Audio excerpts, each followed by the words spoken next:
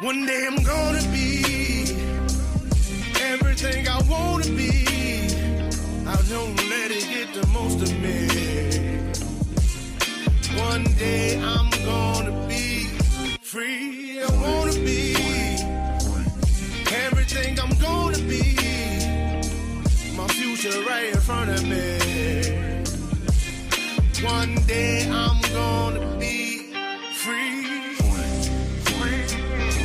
I wanna be free, then let me be free. From the depths of darkness, a voice emerges, a host with a fire burning in his soul, with a heart of steel and a spirit unbroken. He rides on two wheels, ready to claim his throne, amidst the chaos and the thunderous roar. Insane wheels rise as a force to be reckoned with, fueled by the power that only metal can bestow. He takes his stand, refusing to submit. Insane wheels hear his battle cry, a metal mayhem that will never die. With engines roaring, he paves his way, a legend in the making, day by day.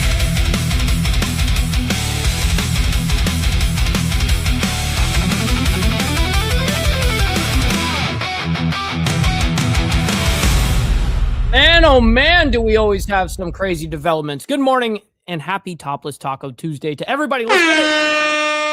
All right, as you guys can see from the title here, Trump demands Iran reparations, as well as Colombia Quake death toll rises and new vaccine order. We got a lot to discuss just from that, from the title there. But let's first chronologically discuss what we're going to be presenting this morning. Now, yesterday we were actually presenting for the first time about the Tupac trial. And we have a little bit of an update on that from yesterday. Tupac Shakur murder trial and jury selection is underway, which we actually have those images for you. Then we also have Trump signs executive order on vaccine flexibility. It says President Trump signed an executive order on vaccines. The order calls for revamping childhood vaccine recommendations. The White House says the order will recommend administering each vaccine in its own visit and separating measles, mumps, and rubella, I don't even know what that is, into 3 different shots. So instead of them putting it all together, I guess, or doing it at the same time. Then we have Max Miller saga complicates midterm landscape for Ohio Republicans, where we're going to be keeping an eye on that, as well as also in Wisconsin. We're about to get into that here in a minute. OnlyFans model sentenced to 6 years in boyfriend's death will get time served, it says. What? Former OnlyFans model Courtney Clenny pleaded guilty to manslaughter with a deadly weapon in the stabbing death of her boyfriend, Christian. And I don't know how to say his last name. Under a plea deal, Clenny was sentenced to 6 years in prison, followed by 5 years of probation, with credit for time already served. What? We're going to be getting into that here in a moment. Then we have death toll rises after the 7.4 magnitude earthquake that shook up Colombia and Ecuador. Actually, it happened down there. They definitely felt it. We have Wisconsin primary is latest test for democratic socialism. Now, let's see if they actually have anything written down for this. The race for Wisconsin governor is at the top of ballots across the state. 4 Democrats are running in the Democratic primary to succeed outgoing Governor Tony Evers, including Democratic Socialist Francesca Hong. Wow. And it says more here. Francesca Hong is the daughter of Korean American immigrants and a former restaurant owner. The Democratic Socialist currently represents the Madison area in the Wisconsin Assembly. She became the first Asian American member of the Wisconsin legislature. Oh my God, when elected in 2020. Okay. Then we have Trump signs order on childhood vaccines, COVID recommendations, as we kind of were talking about there, but we do have an update on that. Then we have Trump demands Iranian reparations amid peace talks. What? Wait, now we're asking for reparations? What's going on here? Let me see what this is. President Donald Trump on Monday, which only two hours ago, responding to Iran's conditions for a peace deal with his own demands that Iran pay compensation for people killed in wars, attacks, and protests in a rhetorical escalation likely to complicate efforts to reopen the Strait of Hormuz. Interesting developments coming out this morning in regards to all of this. Then we have key races to watch in Tuesday's primary special elections. This coming out only an hour ago. And also there is today's voting day as well for half of Alabama, basically the lower half of Alabama. And that's basically they're all voting today. Then we have Colombia earthquake. Death toll rises to 164 people after the quake strikes. This coming out only 34 minutes ago, so this is the latest update that we have on this. More than 160 people are confirmed dead after a massive 7.4 earthquake that hit Colombia. Search and rescue operations are underway. And I actually saw a ton of people's homes that literally got, shucken up and destroyed, like what we saw in Venezuela. It was terrible, Anyways, we're going to be presenting all of that for you guys here in a minute. Quickly, let's do our housekeeping and we'll get into the madness. Make sure you guys hit that like button, double tap that screen if you're on the vertical side. I very much appreciate it. And it's free to do so. You know what else is free? Is hitting that subscribe button. This is what we do Monday through Friday. And of course, we have members only on Saturday morning, man. It's a good time. Now, speaking of members, please consider becoming a member starting only at $4.99 a month, making sure we're not breaking the bank out there with anybody, but check it out. This is what allows us to be on these airwaves as well as have these lights on. So thank you guys for becoming members and staying members. Full side note, make sure you guys follow my Instagram at BallValveTV, where I post everything behind the scenes of not only my life, but as well as the show, Millennial Food Time, breaking news, as well as politics, all that great shit. It's a great way to get a hold of me one-on-one. And we also have a Discord server for all of you legends where I actually break minute-by-minute news in the regards to the world, but Middle East primarily as what we're kind of focused on right now. But a lot of, whether it be United States news, Russian, Ukraine, anything regards to the shape-shifting of the world, we're reporting on it. So if you guys want to join the Discord, video description down below is where the invite link is. And last but not least, all super chats, super stickers, gifted memberships, and membership signups are, of course, all going to be presented live and shouted out onto the show. But if you guys like to skip that YouTube 30% brutal cut that they take from your hard-earned cash, we have these platforms that are scrolling around the screen at any time. You can donate to those where I get 100% of the proceeds. And of course, we'll read out loud anything that comes our way, just like a normal super chat. So I've got my email up. We're always going to be scanning. All right, good morning to everybody, man. Thank you all for being here. Let's see who we've got in the building. This morning, Carney Vanguard was the very first saying, good morning, Mike and the Breakfast Club. That's a fact. And he says, double tap that screen. That's also a fact, Jack. We got Motobomb Virginia, and thank you to the coffee crew, Motobomb and Carney Vanguard, for the raid this morning. I very much appreciate you guys. And also the coffee crew that came with it as well. We got Vanguard Critters. Good morning to you. We got Lolly in the chat, by the way. Good morning. We got No Grow as well as Dutch Carp Fishing saying good afternoon and the like is done. Well, that's a W, by the way. Thank you. I very much appreciate that. We got Ron Ratty from Down Under. We always appreciate my man from Australia. Good morning. We got AU as well. Good morning to you, kind sir. TNT, always appreciate having you in here. We got Mountain Woman as well saying good morning. And Virginia Chaos. Yes, sir. Good morning. We got OG Steve Easy. Shout out to my man. We got Jamie Lindsay as well. Good morning. All right, we're rocking and rolling, baby. We got Hardwire 1%er in the chat. Good morning to you. We got Steve Posey as well. Rabbit of Chaos. Thank you all for being here. We got Grumple. Yes, sir. Yes, sir. We came in with the Carney raid. Appreciate that. I'd Wank. Appreciate you for hanging out with us as well. We're running our way down. We got Mr. Big Boss. I like that name change, homie. Good morning to you. We got Prez as well. Good morning. Good morning. All right, guys, we got to get into it. We're going to start off this morning with Tupac Shakur murder trial. Jury selection was underway yesterday. We got to break a little bit of the news yesterday about this, that this was actually in motion, that it was about to be in motion. And now it got put into motion right after we got off the live stream, essentially. So we're going to watch a little bit of it real quick. I mean, again, we have a lot to get through, so we're not going to get stuck on any one particular story here, but we are going to hear what's going on here. So yeah.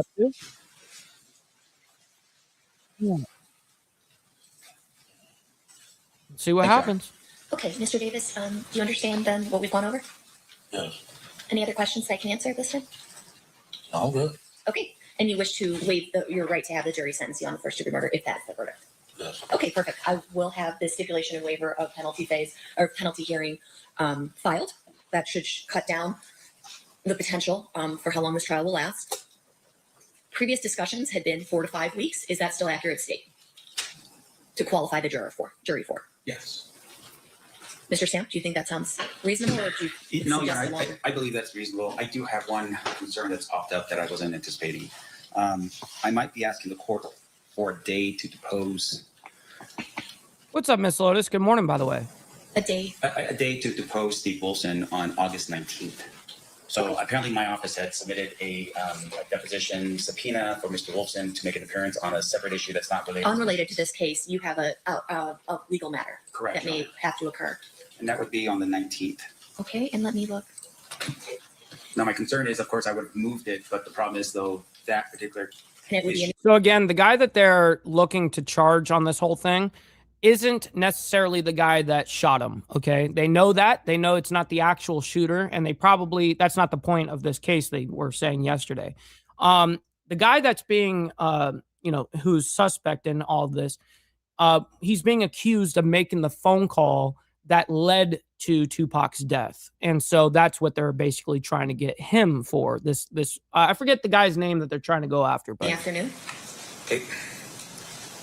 Well, so here's why I'm saying. But this guy in the top on the left here, where it says arrested above Tupac murder trial, is that guy, but I forget his name. That I had gone dark on several of my civil days, but I was going every other day so I could keep my civil cases on track. So the 19th, I do. What's up, Chadwick Stacks? My man, good morning. We are starting at 1. Okay. So if it's able to be in the morning, let me know. If it's something that has to be in the afternoon, let me know as soon as that happens. I guess it just depends on how long we talk in that deposition, Your Honor. It might go a little longer. I'm hoping to get it done as quickly as possible. I just want to let the court know that we may get a little chatty in that one.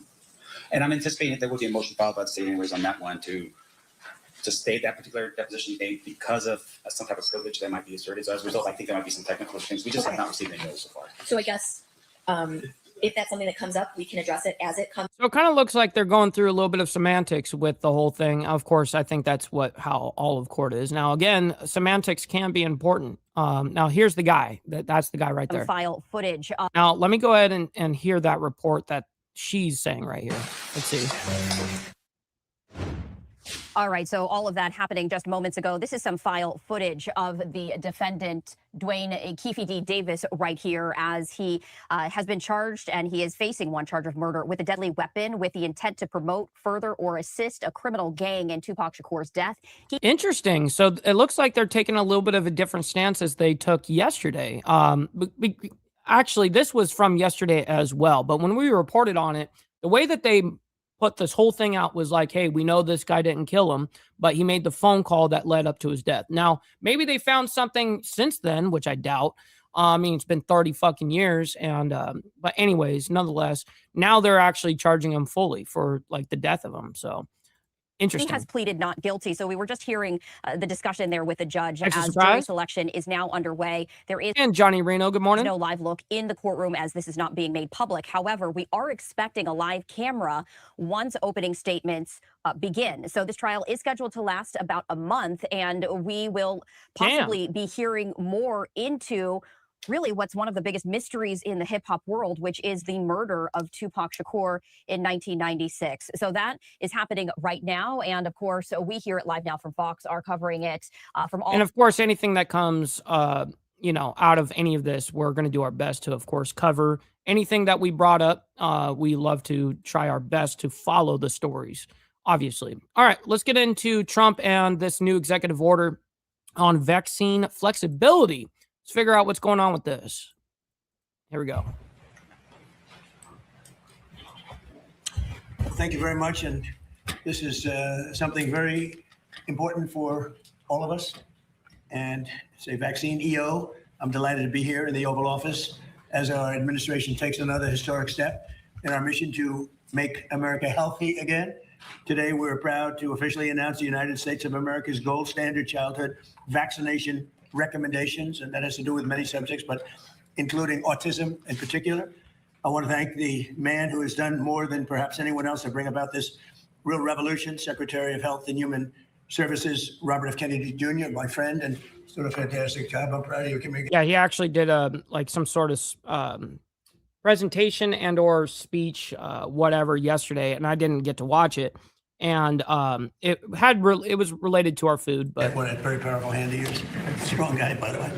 Thanks as well to Director of the NIH, Jay Bhattacharya, Deputy Assistant to the President What's up, brother TVT? Good morning. of Domestic Policy, Dr. Heidi Overton, our Maha moms, and including Jamie Franklin is with us today, a very special person, and also the medical experts and professionals who've worked very hard on getting this to happen, this day to come.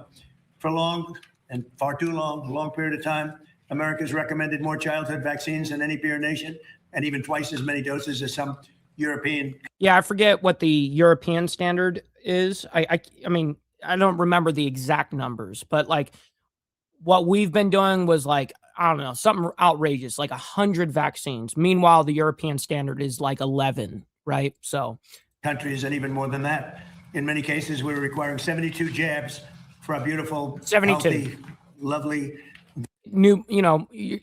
During the first beginnings of your life, by the time you're fully, supposed to be vaccinated with all of the different vaccines that you need, that's how many that we need that is legislated. So let's hear that again. Even twice as many doses as some European countries, and even more than that. In many cases, we're requiring 72 jabs. 72 different vaccines. Wow. And I think the European standard is 11. For our beautiful, healthy, lovely, delicate little children, including giving the hepatitis B shot to infants and newborns on top of. Well, that's the problem with, unfortunately, there is, people, because of the whole COVID thing, people became super skeptical over any type of vaccines, which, yes, there are many vaccines that we're taking that we don't need now, but there is a lot of vaccines that, thank God, that are here because they keep us alive. Now, it is your right as a parent. Like if you decide, hey, I'm not going to have my child take any vaccines, that's totally your right to do, just so you know. But those vaccines actually have been proven to be amazing for us as human beings to be able to survive and stuff. So there is a lot of good that comes out of it. But as we saw during COVID, it got weaponized so fucking much that people lost complete trust in it. Many other vaccinations. The hepatitis B shouldn't be given until they are 14 or 15 years old. They were given early. Effective immediately, my administration is recognizing gold standard childhood vaccine recommendations for only 11 core vaccinations against the most serious and dangerous diseases, along with the MMR, which hopefully will be split up. You have the MMR. We want it in 3 separate. Well, and that kind of makes sense, Steve Posey. It's like the beginning stages of your life is when you get the majority of them, right? Vaccinations given at separate times. Right. Together, there could be a possibility they're quite lethal, and separately, it looks like they are not at all lethal, but just very effective. So the MMR, we want to have separate visits, separate times. The vaccine being broken into 3 separate single doses, and vaccines being administered in separate visits. For example, at 1 year, you should have 5 separate visits for vaccines rather than getting them all in the same day. And I saw this early on, and I've seen proof of it. I mean, I also agree. We shouldn't be taking a whole bunch of vaccines the exact same fucking day, even if they are theoretically, quote unquote, safe to do and all that shit. I think your body, I think you should allow one at a time to deal with, incoming shit coming into you, And so when if something were to go wrong, you're able to pinpoint, okay, it was this that did it. But if you combine 3, 4, 5 different vaccines into a single visit, something goes haywire, you're not able to identify what went wrong. Where they have a vaccination thing, looks like the size of a bottle of soda poured into a little child's body. And bad things happen in too many cases, because this is an explosion. This is an epidemic. So at year 1, you should have 5 separate visits for vaccines rather than giving them all in the same day. Very importantly, vaccinations for hepatitis B, COVID-19, and influenza, among others, are no longer recommended for all children. That's a very good point that you just made, because there is a lot of people out there that pay cash for their doctor's visits, including me, by the way. It's totally, you're right about that. And not everybody is going to be able to, afford that kind of thing. But I guess, that's the argument, right? Is, hey, we're able to put this all into one visit, and we can jab you up we can get it all in you now, and so you don't have to come back. And so that's actually a very, very good argument there, Steve. In addition, this executive order directs the Attorney General to advance legal challenges against states that violate children's rights to religious or medical vaccination exemptions for the exemptions. Other countries with high vaccination rates without mandates for school. Now, what we do is, other countries have very high vaccination rates, and they have not had, and they don't have without mandates for school. Parents can still choose to give their children all of the vaccinations if they wish. It's up to the parents. We're making recommendations that are strong, but it's up to the parents if they wish, and they will be covered by insurance. However, this updated recommendation finally aligns the United States with other advanced and developed nations around the world. More importantly, it aligns us with common sense and knowledge. Decades ago, children received only a small fraction of the vaccines required today. In those times, people were much healthier. And of course, the high rates of autism now observed did not exist. So there's a reason for such epidemic rates of autism. And we're going to bring it back to much closer to where it was. Well, we do not know exactly what the cause is with respect to autism. It is essential to our research efforts that we have the very best vaccine recommendations in the entire world. So we're reducing them. We're changing it to visits over a period of a year and a half. So they get 20% of what they would have gotten in one big shot, a big shot like the size of a large glass of something. So again, now the argument will be, well, now we have to separate this into 4 or 5 different doctor's visits, and this is just I don't know. That part can be unrealistic for people. Now, it'd be one thing if we all just had the ability, the innate ability to have medical, and it would be everything would be covered. Well, of course then, but yeah, that is a good argument. It's a major victory for parents' rights, religious and constitutional rights, and for the gold standard science. And we will continue to do the research and update the recommendations as we learn more. And I think you're going to see some amazing results. Breaking it up. It's not only that you're doing fewer vaccines or jabs, as they say, but you're doing them in a series of visits to the doctor, much smaller amounts. To ensure Americans benefit from these recommendations, my administration is fully committed to using every tool at our disposal, including a review of potential funding and finding. Frankly, we're doing funding and we're doing findings. And the findings will be announced almost immediately as we gain some strong surety. So now I'd like to have Bobby say a few words, followed by Jay, Heidi, and Jamie, and then I'll sign the executive order, which I'm very excited about, because I came in and I said, I want to find what's going on with autism. It's many, many times what it used to be years ago, and it gets progressively worse, and we had progressively more and more vaccines. Yeah, but didn't we just recently make the claim that Tylenol was like the cause of all this autism, the rise of autism in the 21st century? And maybe it could correlate, but I don't think it would correlate to that. I think your child is born autistic. So in a nutshell, and you can see it through this, we're breaking up the vaccines, and we're breaking them up into time periods. Okay, not so complicated. And we think we're gonna have a tremendous result from doing that. Very simply, large amounts of vaccine, large amounts of like vats of vaccine are currently pumped into your child's body. And we're doing 20% of that at each visit. And we'll let time elapse between visits so the body can handle this massive amount of fluid being pumped in.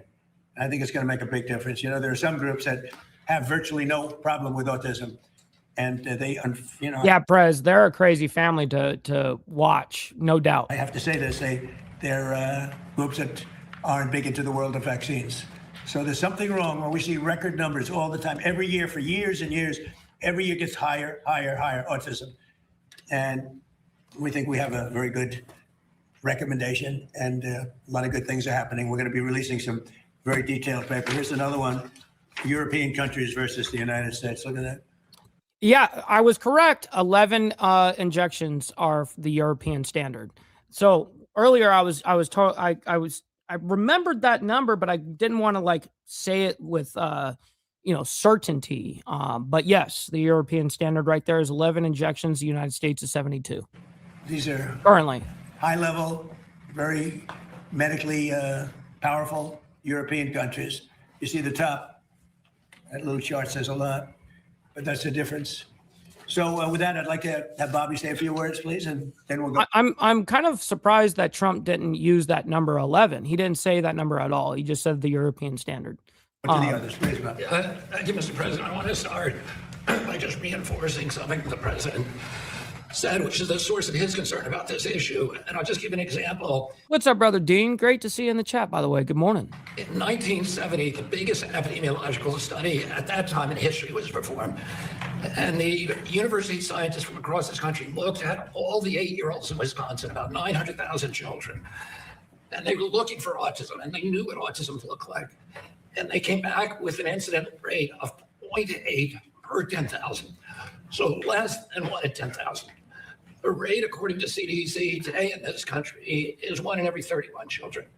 In California, it's 1 in every 19 children, 1 in every 12.5 boys. Well, there has been a dramatic increase. One of the things that the industry likes to say, one of the talking points, which the press loves to parrot. What's up, brother Sick Bastard? Good morning. Is, oh, we're just noticing it more. But this is an absurdity, and this is an assertion that has been debunked again and again and again by peer-reviewed literature.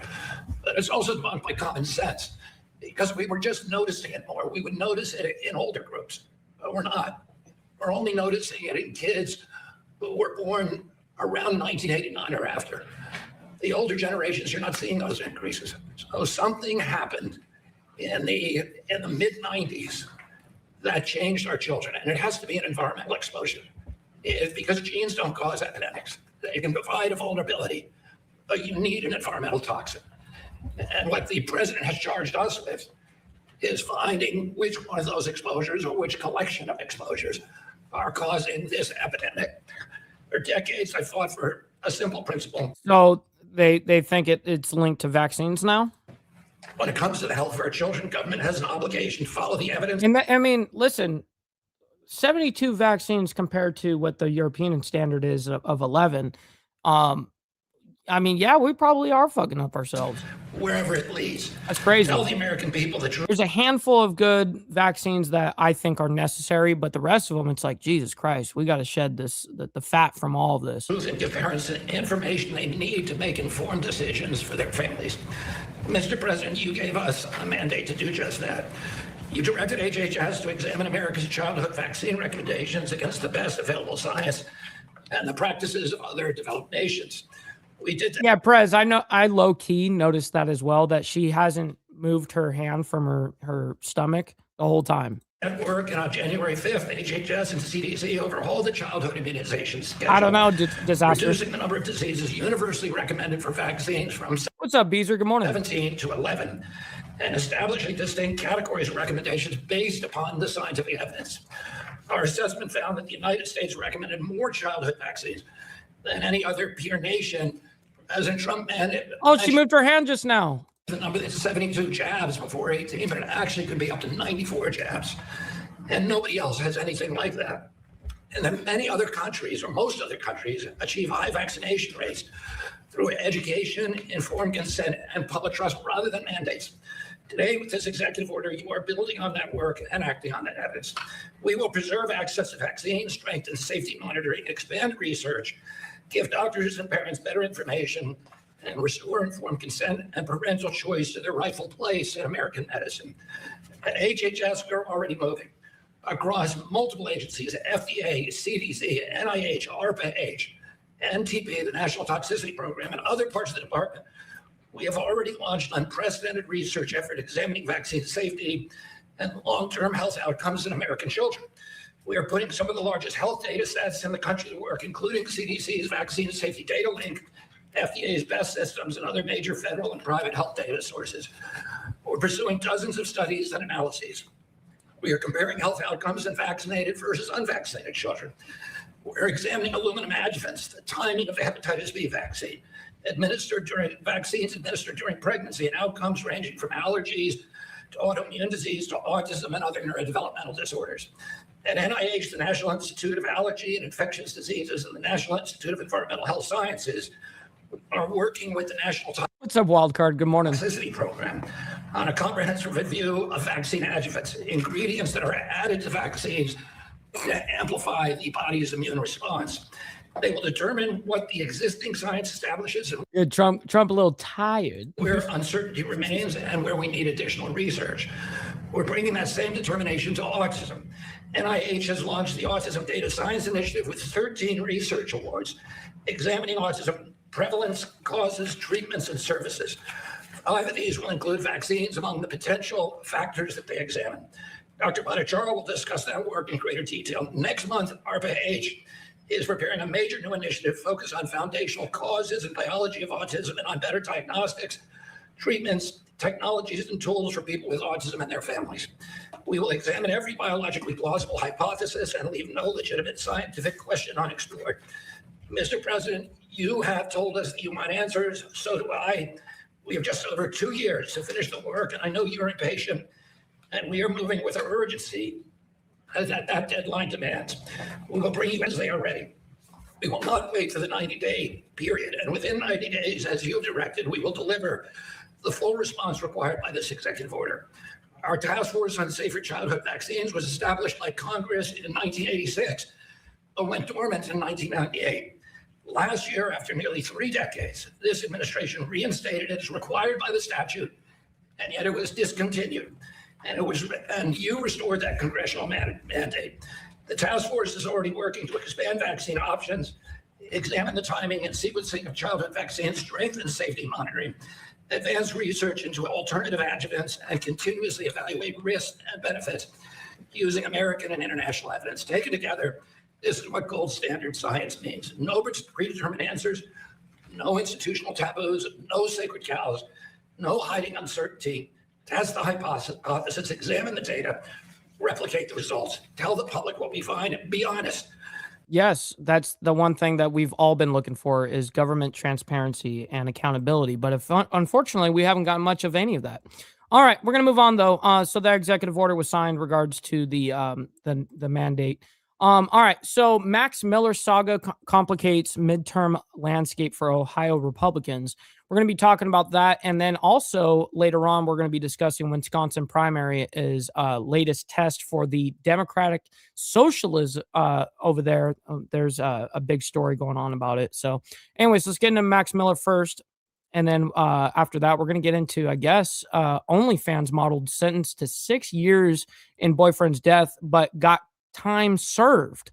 So we're going to be talking about that here right after this. So let's go ahead and bring this up, do this. Here we go. Welcome back into Live Now from Fox. My name is Alexandra Goldberg. Well, the embattled Congressman Max Miller appears to be staying in the race. He wasn't going to be done for a minute. Critical deadline to withdraw has now passed. Take a look here. Fox News Politics posting Representative. Oh, he was sped up. He was at 1.25 wild card. Max Miller is locked in as the Republican nominee in Ohio's 7th congressional district after the ballot withdrawal deadline passed Saturday, despite mounting pressures from fellow Republicans, including his former father-in-law, Senator Bernie Moreno, to step aside over domestic abuse allegations from his ex-wife. Well, Axios writes Miller would have needed to formally withdraw from the race Saturday to provide enough time for a required 2-day notice before a GOP committee meeting to certify a replacement by Monday at 4 p.m. Eastern. The representative from Ohio is facing physical violence allegations against his ex-wife, Emily Marino, and other women. Emily Marino, the daughter of Senator Bernie Moreno, has accused the congressman of abuse and threats against herself and their daughter. Miller denies these allegations and has called for an ethics investigation into himself to clear his name. Axios reporter Andrew Pantazzi joins us now to discuss. So he called an investigation on himself just to prove his innocence. Hello and good evening to you. Hello, thanks for having me. Of course. So I want to start here with Ohio law. We've seen a couple of deadlines now pass. What does Ohio law say about this nomination process? So essentially, he is in it for the Republican Party. He can still drop out, but the Republicans can't replace him at this point. Their deadline to do so was 4 p.m. today, and they would have had to file a notice of a meeting to certify a replacement by Saturday. And he has remained adamant that he's going to stay in the race, that he believes he will win. And he believes that winning in November would help vindicate him from the allegations from his ex-wife and others. Have you been able to speak with the Miller campaign? You know, if I worked for some sort of big, reporting organization, like whatever, like Axios, like he's from Axios, right? Wouldn't you get yourself like a decent microphone? So, I mean, you're talking to an international audience, not even a nation. You're talking to an international audience. Why wouldn't you like have decent audio? Why are we using a laptop from 2011? And it's like, what the fuck, man? Campaign about this deadline. What is the Miller campaign saying about it? So, I mean, they've said from their first announcement, which was a little over a week ago, that they did not intend to drop out. and the deadline was not something that they were worried about. And sure enough, that deadline is now passed. And what others have reported is that the White House also played a role in trying to tamp down efforts to pressure him to drop out, because they had heard similarly that there was nothing that was going to get him to drop out, and they didn't want people to be in the awkward position of having called for him to drop out. Well, hopefully he's on the righteous side of history, right? So, I mean, like, if he didn't actually do anything, then hey, that needs to be put out there. But if he did, listen, man, that's part of the game with politics. You can't really hide. Like, for instance, I know that I'm being involved in politics myself. Trust me, my past is brought up all the fucking time, and I'm like, I don't even give a shit. Take it or leave it, and it is what it is.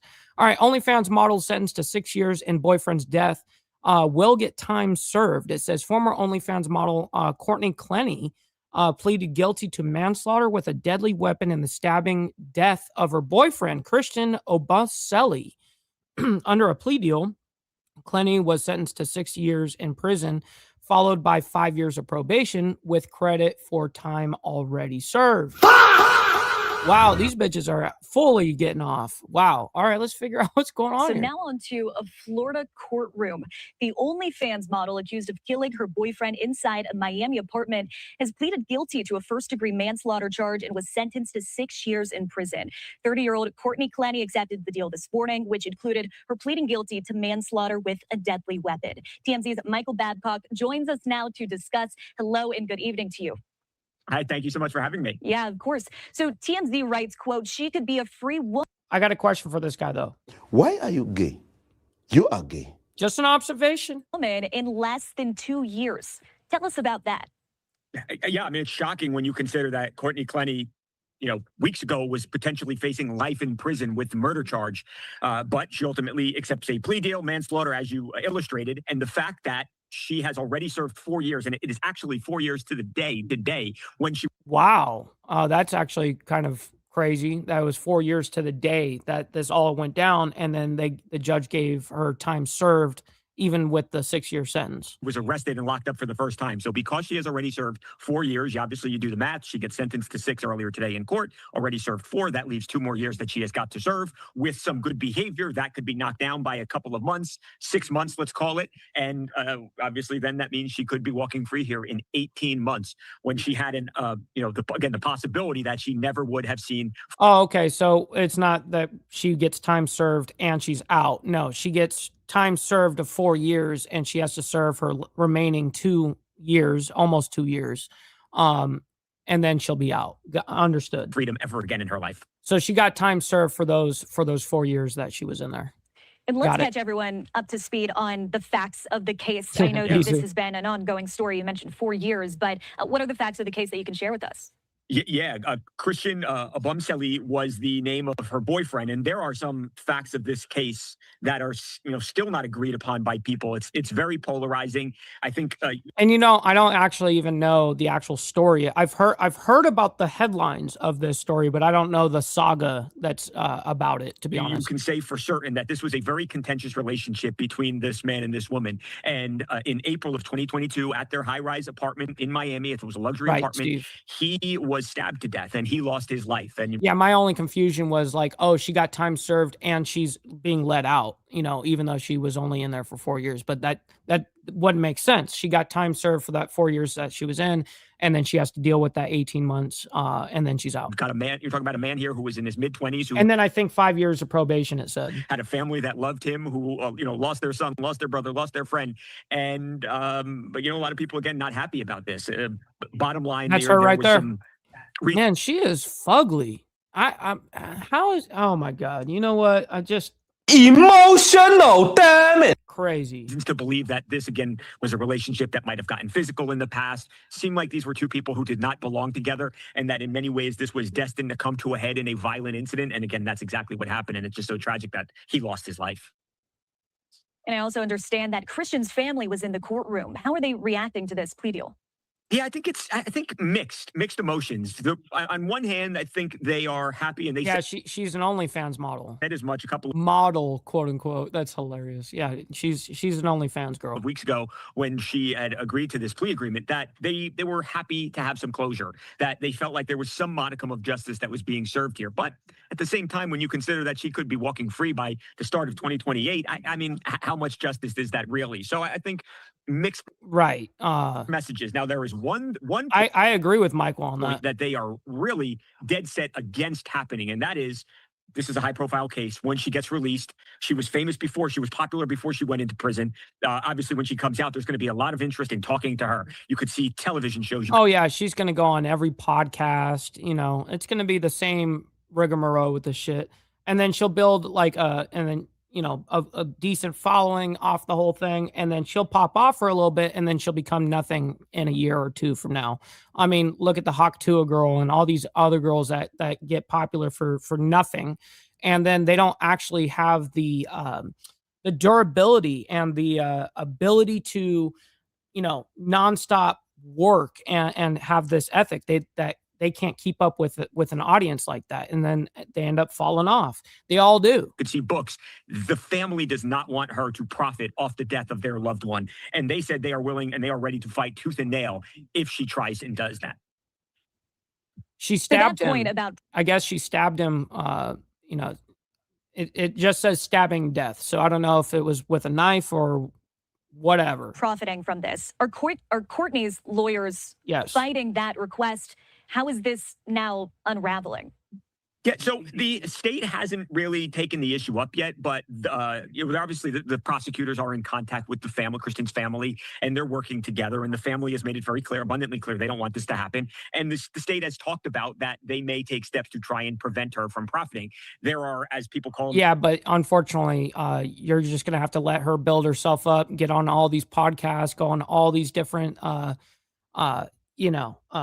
maybe even TV shows or whatever the case is, and then she's gonna fall off a year and a half, 2 years later, or whatever the case is, and that will be her downfall. But unfortunately, you can't prevent her from doing those things. So, all right, let's go ahead and get into now the death toll regards to the Colombia earthquake. The death toll has been rising, as you guys can see from the title. So we've got death toll rises after 7.4 magnitude quake in Colombia. Let me see if I actually have the numbers here. I do know that we have another update on it, and it says death toll rises to 164 after quake strikes. More than 160 people are confirmed dead after a massive 7.4 earthquake that hit Colombia and also shook up Ecuador as well. Search and rescue operations are underway. All right, so let's go ahead and see this first because we have two different reports of this. So because of that, we're not going to, stay on, the whole time. We're going to skim around a little bit. Some news overseas. A powerful 7.4 So magnitude. this is why I want to see both reports, because we're going to probably see different video, updated video and stuff. So here's the first one. Earthquake struck Western Colombia on Monday, killing at least 111 people and damaging hundreds. Yeah, but it actually is up from there already. This report, it was at 111 people, and now the number is 164. Hundreds of buildings. That's according to the newly sworn in Colombian president. Fox News has the latest in a report. Take a listen. A powerful earthquake rocks Colombia early Monday morning. It took us by surprise, and we evacuated as quickly as we could. The epicenter of the 7.4 magnitude quake, about 250 miles west of the capital of Bogota, Colombia's third largest city of Cali. Damn, look at this destruction. Took nearly a direct hit, where at least 25 buildings collapsed. The country's interior ministry believes more than 20 towns and cities were hit. Dozens are already reported dead, and the number is expected to Holy shit, Steve. Wow. rise as others are recovered from under the debris. Emergency crews are sifting through the rubble, but are concerned about more aftershocks. In Manizales, a spire of the city's Gothic cathedral was seen toppled over in the afternoon. You got to remember, in a lot of these disasters, unfortunately, the big rescue teams from military level are oftentimes also rescuing the rescuers, the original rescuers that were rummaging through the pile, and then all of a sudden an aftershock happens, and now shit continues to collapse on top, And unfortunately, people get themselves killed trying to help people doing this search and rescue. It's very dangerous. Aftermath. Colombia is a mountainous country, and small quakes are not. And you don't even need it to be very dangerous with another earthquake. Shit can still topple over after it's been demolished, and then a building can continue to lose its structure just because it's already damaged.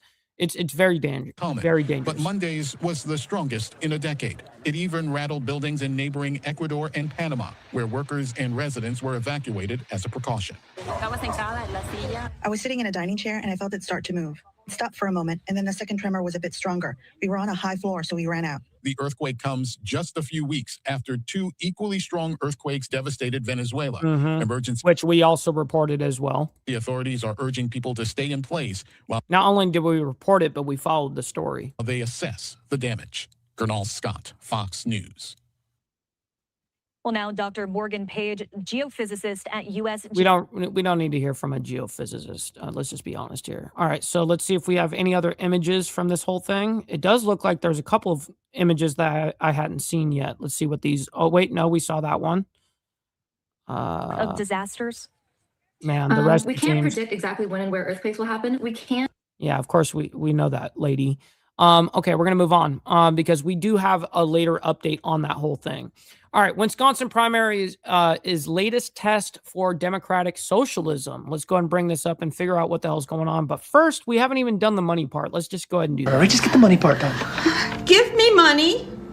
Money me. Money now.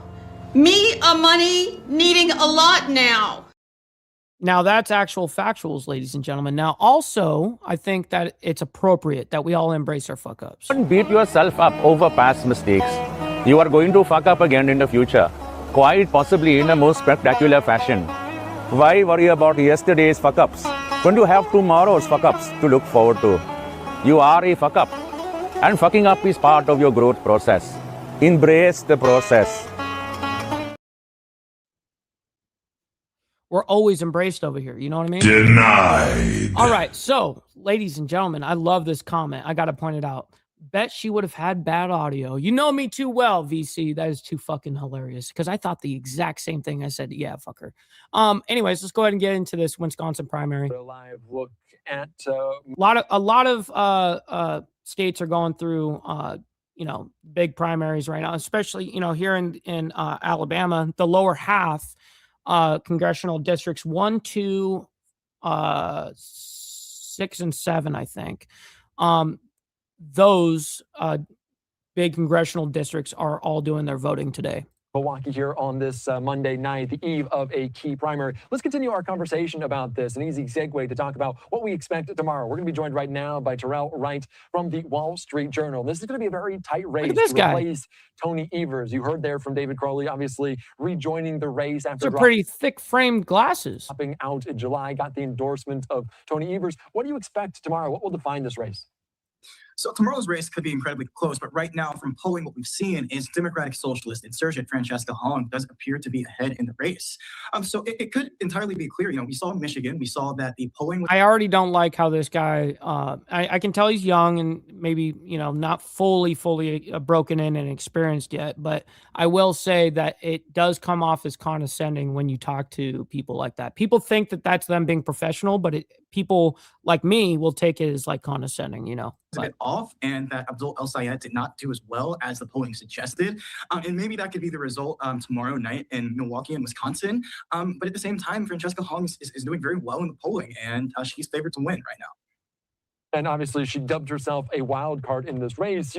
So my predictions are on this whole thing. For me, it's still kind of a toss up on the House.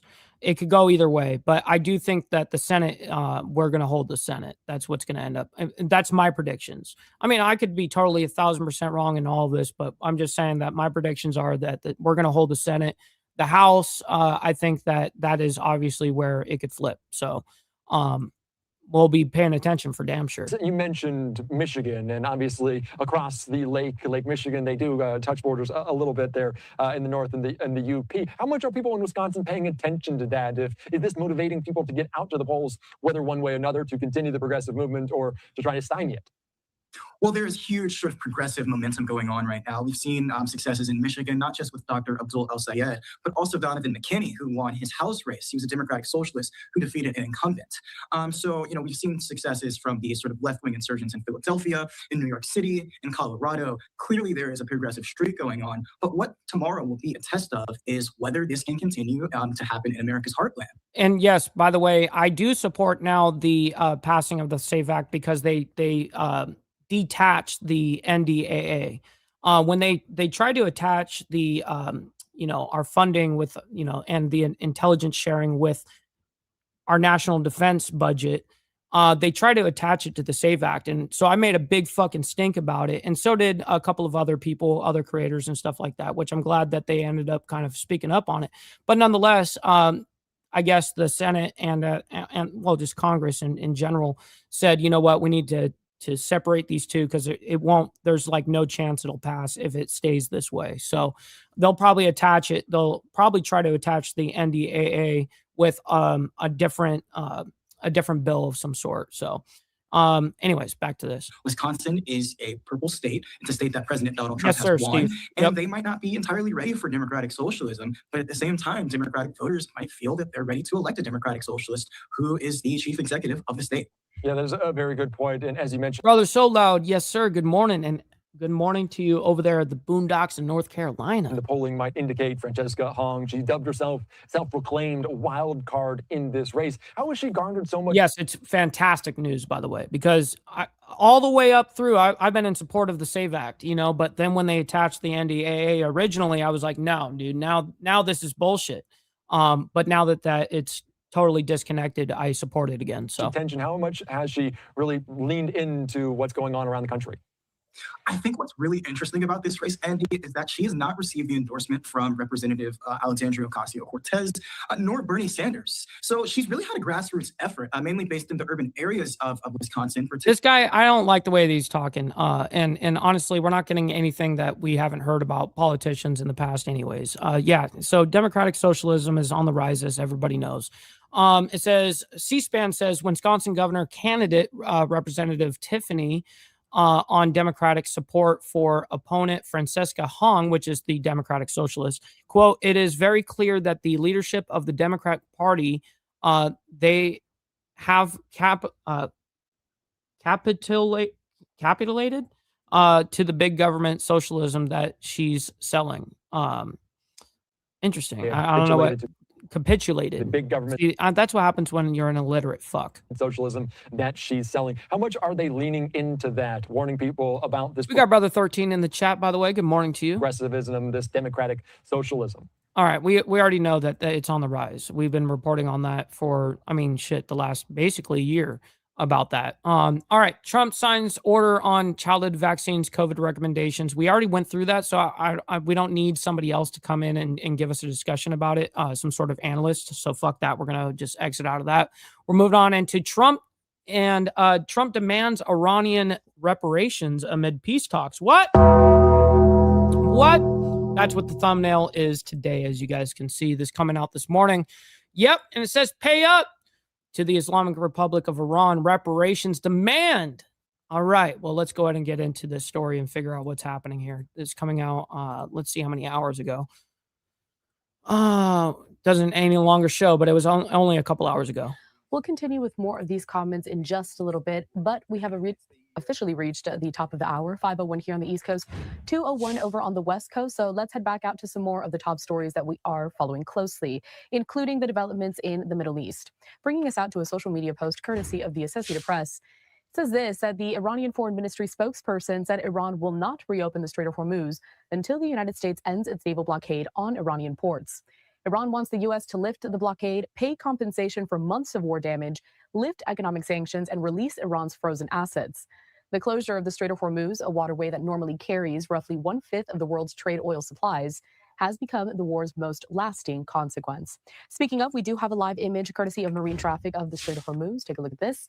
Just a reminder that the green dots on your screen are cargo vessels and the red dots are tanker vessels. At the same time, though, President Trump just yesterday scoffing at Iran's demand for reparations because... Yeah, because then the demands that they were asking for were nothing that we were going to bow down to. They were completely unrealistic demands. And so Trump also made a demand, a counter demand that, hey, you need to pay us reparations. Of the war, a demand War that he says reparations. Tehran negotiators had not raised until now. A lot to get to this morning, so joining us next into the program is Dr. Asaf Romarowski. He is the executive director for Scholars for Peace in the Middle East. Dr. Asaf, Hey, good morning. we haven't heard from Dr. Asaf in forever, actually. I really enjoy his objective takes. Good morning. Thank you for having me. Of course. Thanks for joining. I want to hone in on this point from President Trump yesterday. Iran now demanding compensation because of the devastation due to the war.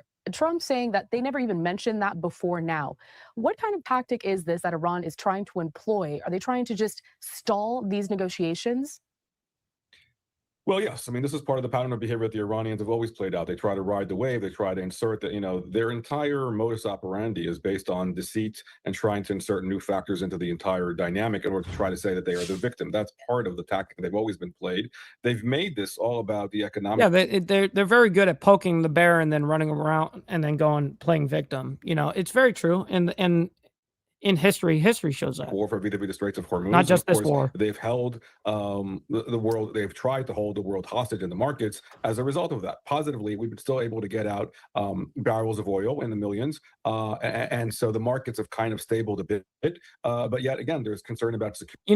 Wild card. I think that he's got an ego problem, and I think that it's hard for him to make objective observations because he's been so previously to Iran. He did have a master plan that I think that he was truly working out. And if it were to have all worked, it would have been brilliant for the United States. I mean, think of what happened right before the war with Iran, right? You've got him living high. I mean, like he's off of a high, off of just a single day takedown of Maduro in Venezuela, right? Like that one, like, could you imagine the high that you're on? Like you've ended, all these different other wars. You've got all this foreign investments. You've got all these great things. And the last step that he needed to happen for him was Iran. And unfortunately, it didn't work out the way that he thought that it was going to.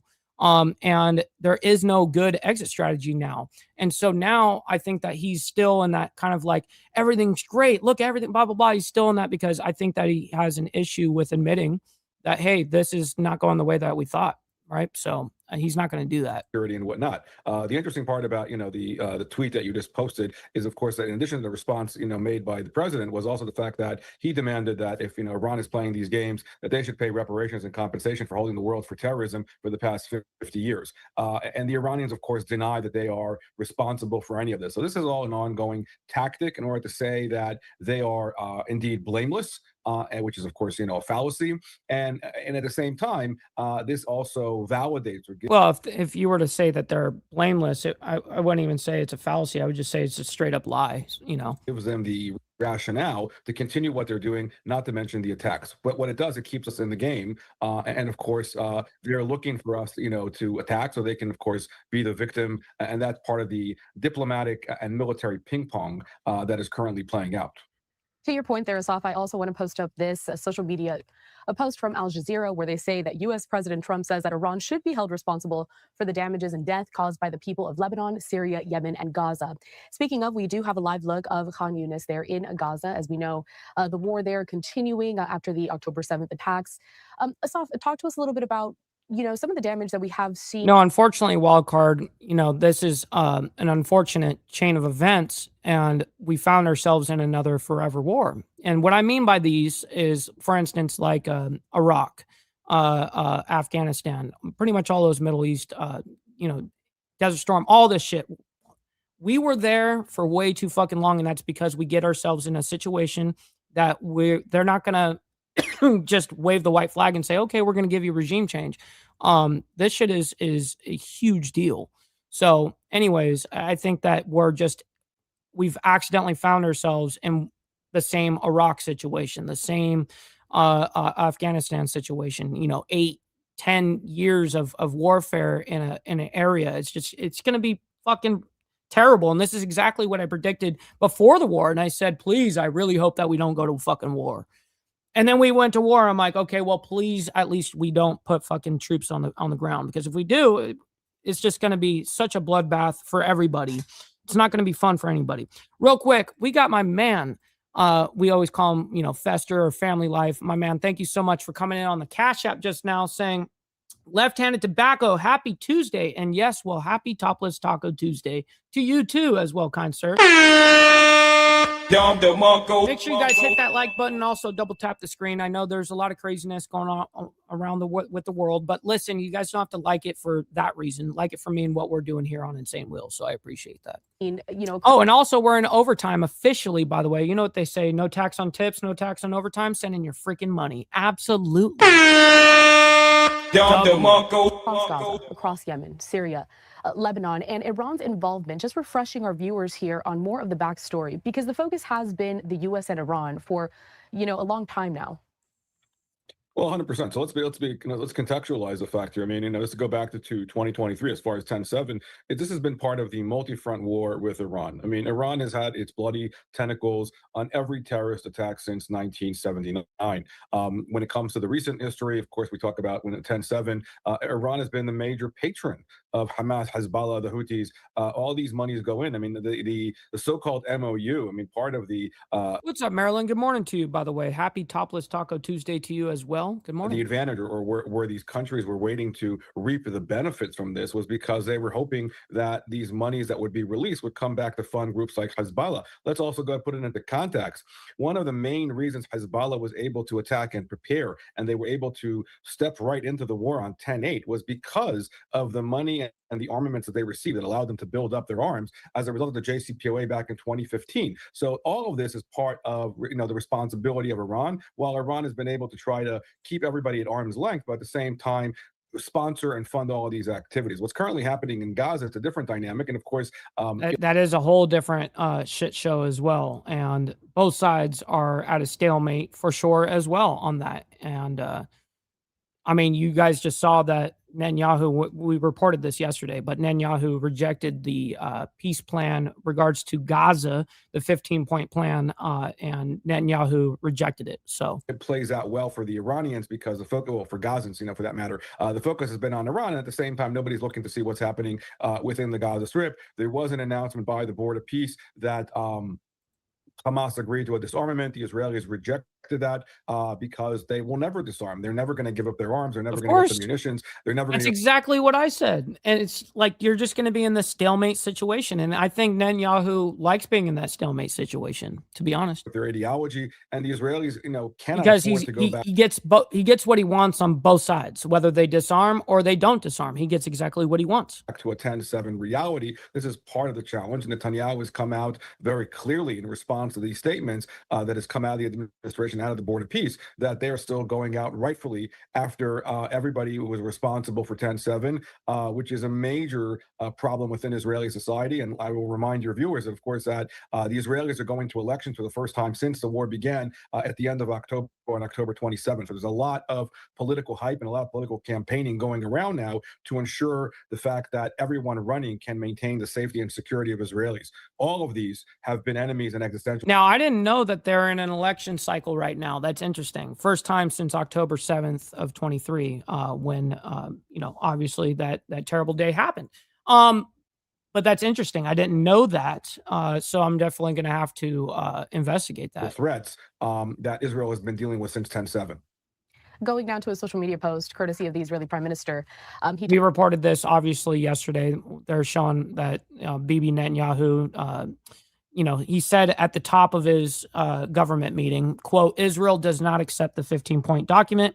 The IDF will not carry out any withdrawal until Hamas is genuinely disarmed, and it will continue to thwart threats against our forces and citizens. All right. Let's see if they get anything else here. Javier Blas puts out, U.S. President Donald Trump seems to be pursuing a, quote, no war, no peace, just economic pressure on Iran. Key for that strategy is to get enough oil out of the Strait of Hormuz in dark shuttles. That's what they're calling, moving tankers, or maybe a smaller maybe barges or something. I don't know. So prices don't spiral out of control before the economic pain on Tehran works.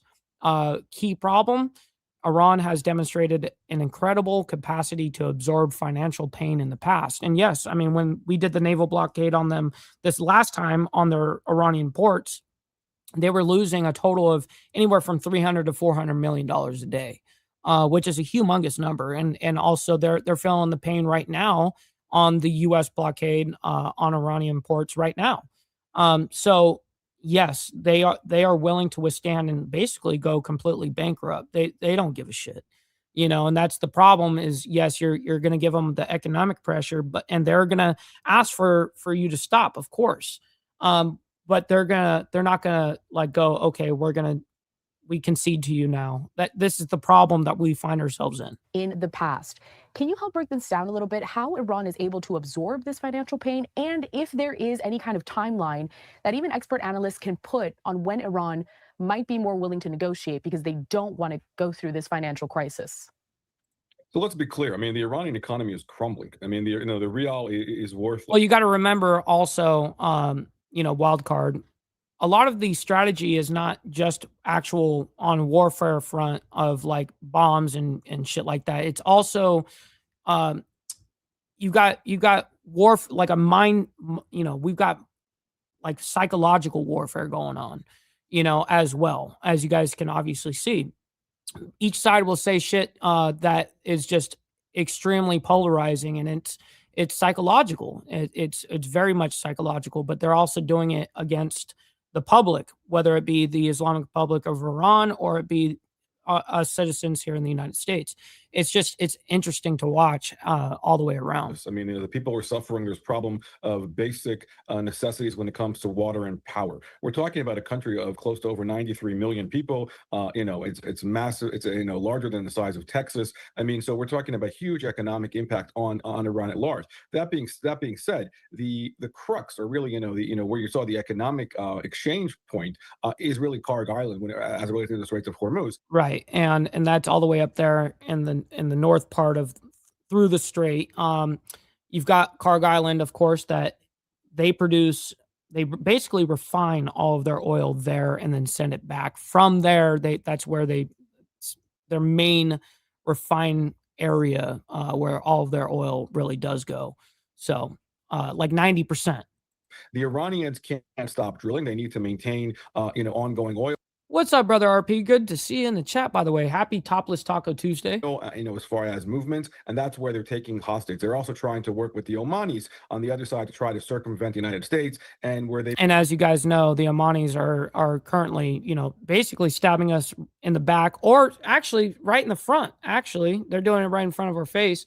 They're supposed to be our partners in this whole thing, and unfortunately, Oman is changing position on that, and they're now working with the IRGC. They're working with the Iranians to essentially control the strait, in the aspect that the inbound traffic would go through the shipping lane for on the Iran side, so they would collect a toll there, and then when they come out, they would actually be on the Omani side, and the Omans would charge a toll. So it's crazy landscape we're in. Been able to ride the wave to the point that, and what you're seeing here, to the point of the comment that you posted, they're still able to work with the Chinese and the Russians and other, non-allies of the United States in trying to keep it riding the wave at large here. This is where I think we need to put a lot of pressure on the Iranians, and not to mention put pressure on our European friends in order to deal with the insurance companies, in order to try to crack down on the Iranians. I mean, they've made this the biggest sticking point there is. It is a sticking point as far as the market's reacting. There is no doubt that there is reverberating consequences as it relates to the upcoming midterm elections, and the president and the administration have been trying at large to try to maintain lower gas prices and lower oil prices, not to mention the impact on aluminum and other kind of commodities that require oil. And so we've done a little bit of that, but there is reacting effects, and we need to see much more response. Yes, I'm in support of this, Steve Easy. From our friends in Europe, as a result of all of this, to get as much pressure as possible. And let's not forget, beyond the economic issues, which is a critical point here to my mind, let's not forget the highly enriched uranium. Let's not forget about why we got into this altogether. Yep, absolutely. Now the whole focus is on the Strait because yes, obviously it's a major choke point of the world. I've always said missiles grab headlines, but tanker routes move economies. And unfortunately, they have the leverage on being able to shut down the Strait because enforcing the Strait to be closed is a lot easier than enforcing it to stay open. It's way more difficult to enforce, like by 1,000 times more difficult to enforce it to stay open. And so they do unfortunately have the leverage on that. And now the main focus is not allowing the world's economy to basically collapse. And so it's the threat. Now, again, leading up to this point, 47, 48, 49 years ago now, when they took over the Islamic Republic of Iran, when they took over, they've always threatened that if the United States ever attacked us, we are going to shut down the Strait. Like that has been their mindset since day one. They're like that. We know what will make it hurt. We know how we can defend ourselves, and they've had it planned out forever. Of Iran achieving the bomb again, an existential threat to the region at large. The Alamo for the Iranians is Pickaxe Mountain, and that is the fortified Mountain Taz, where they've been able to basically put all the materials that are still there. There's still intel that talks about the fact that they have potential new materials when it comes to ICBMs. There are still valuable military threats out there, and that's again a combination that's playing out here. What we are seeing here now, and this is a concern that has come out over the past few days, is about our munitions when it comes to interceptors. And as far as when it comes to fat, right, stockpiles, a lot of the stockpiles are extremely low. Like even Saudi Arabia right now, they're down 86% from their stockpile of Patriots, which is crazy. I reported those numbers in the Discord yesterday, by the way. If you guys are interested in any of those, go in the breaking news area of the Discord server. And if you guys aren't in the Discord, make sure you guys join up. The link to that is in the video description down below. All right, let's get into these last couple of stories here. Key races to watch in Tuesday's primary, which is today, for the special elections. So let's go ahead and pull this up. I know Alabama is going to be one of them. About half the state, the lower half of Alabama is all voting today in their special elections. Welcome back here on Live Now from Fox. It is Tuesday. Thank you so much for being with us here on Live Now as we break down everything politics. My name is Josh Breslow, and I'll be here for the next several hours as we take a live look over the Capitol there on the right-hand side of your screen. Take a look at this map as well as several states today. All right, so Minnesota, Wisconsin, Alabama, South Carolina, Vermont, and Connecticut. Interesting. Holding their primaries. So we've got special elections in Alabama and South Carolina, and then the primary elections are the ones up there in the north. Along with some special elections. You can see them highlighted on the map right in front of you. A big race today is going to be over in South Carolina, where a special election could determine which Republican Senate candidate advances to that November election to fill the seat held by Lindsey Graham up until his sudden death. Take a look at some of the top candidates right here. Lindsey's sister, Darlene Graham, was chosen by Governor Henry McMaster to fill the seat until the election, and she ultimately decided to run in the primary in the hopes of keeping that seat. She has been endorsed by President Trump, but will face off against some big names in South Carolina politics, like Congressman Ralph Norman and Russell Fry. Now, Wisconsin voters also paying close attention right here as they head to the polls to decide which Democrat will face off for governor against the presumptive Republican nominee, Congressman Tom Tiffany. Polls show Francesca Hong, first one, Democrat. Yeah, the Francesca Hong, the very first one. She is the Democratic Socialist. Presumptive Republican nominee, Congressman Tom Tiffany. Polls show Francesca Hong, a Democrat socialist, with a significant lead over her opponents, which include David Crowley, Joel Brennan, and Kelda Roy. Now, of course, we are also going to see that race for the Republican spot there, but Tom Tiffany is projected already to win. As far as another race that a lot of folks are watching, this is the Democrat primary for U.S. Senate in Minnesota. It's either going to be Congresswoman Angie Craig or Lieutenant Governor Peggy Flanagan, with the winner vying for the Senate seat vacated by Senator Tina Smith. Smith, by the way, has endorsed Flanagan for that spot. Right now, I want to bring in Michael Rasmussen, the director. I like how they didn't even talk about Alabama's elections today. Of These Rider University's Rebovich Institute. They don't give a shit. For New Jersey politics, as we break down everything related to that big race. Thank you so much for taking the time to be here. Listen, I ain't voting for anybody named Peggy. With us today. Thanks for having me, John. All right, so Micah, the big question here, what race are you watching closely? I have an idea, but just wanted to ask you to break down which race you're watching and why. Yeah, so if I have to pick one, it's going to be the Wisconsin governor's race. Yep. Ironically, that's the I knew he was going to say that because we have the hot button term Democratic Socialists. So. Where a lot of the national progressives are not playing. They have not endorsed Hong.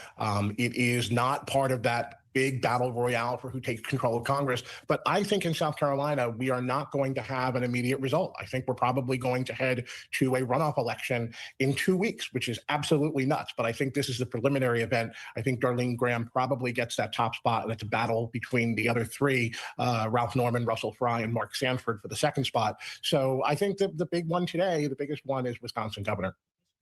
And I want to pop up a live look that we have just coming in. This is from Columbia, South Carolina, one of the polling sites right there. I have to imagine that we are going to hear from a lot of the candidates as the day progresses, especially talking about that special election for the Republican spot in the Senate. Also important to note that if no candidate gets more than 50% of the vote, you then move to a runoff election. So this could go on for just a little bit here. Again, we're going to get these images coming in. Ralph Norman expected to join us here around 10:30 a.m. Eastern time. He's placing first in some of the polls there. But as you mentioned, Darlene Graham, essentially likely to get this nomination in the end. But, you know, anything's possible because that's kind of how it goes in politics there. Now, as we look a little bit more into these. All right, we don't need to do that. Let's see if they bring up the map again. So again, Minnesota, Wisconsin, Vermont, and Connecticut all have primary elections. And then we have special elections in Alabama and South Carolina.